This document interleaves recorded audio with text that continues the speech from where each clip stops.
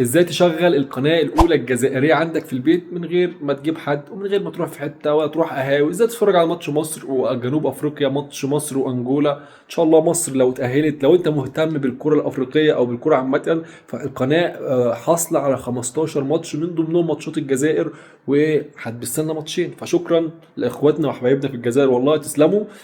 المصريين ما عملوهاش. طب نرجع لمرجوعنا، وهو ازاي تشغل القناه عندك. عايزك تصلي على النبي، لايك، تشترك في حجر سنبات.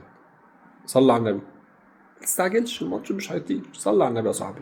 صليت على النبي، تعال اقول لك بقى ازاي تشغل القناه. اول حاجه ده التردد بتاع القناه، تمام، ده معدل الترميز، تمام. بعد ما بتكتب الحاجات ديت والقناه بتنزل عندك، بتنزل باسم القناه الجزائريه على طول كده، يا اما بالانجليزي يا اما بالعربي، يا اما تنزل باسم ناشونال بروجرام اي دي او بروجرام ناشونال، حاجه زي كده، تمام. الاسم هيظهر لك برضو، اكد من الموضوع. والقناه في كل الاحوال هتلاقيها مشفره، هتلاقيها معموله علامه الاس جنبها، فدي علامه مميزه ليها يعني، تمام. بعد ما بتنزل القناه عندك بتعمل ايه عشان تشغلها؟ بتيجي على القناه كده وهي خلاص بتدوس صفر، بيظهر لك مربع. طب المربع ده مش ظهر، بتدوس اوكي وبتدوس صفر برضو، بيظهر لك المربع. طب المربع ده مش ظهر برضو، بتدوس اربع اصفار، يعني بتيجي على القايمه وبتدوس اربع اصفار بيظهر معاك المربع ده. كل الحلول او كل الطرق اللي توصلك للمربع دوت. الكلام ده تقريبا في معظم الرسيفرات الجديده او اللي شبه بعض اللي هي اتش دي، تمام.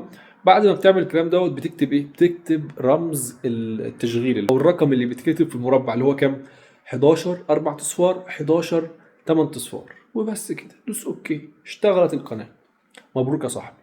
كلمة حلوة بقى لو القناة اشتغلت معاك. لو ما اشتغلتش اكتب لي في الكومنتات اسم الريسيفر بتاعك ايه، وبحاول لو في كومنتات كتيرة او لايكات على نفس الكومنت بتاعك ان كلهم نفس الريسيفر، بحاول اشوف طريقة ليكم ونشغلها ان شاء الله قبل الماتش. وبس.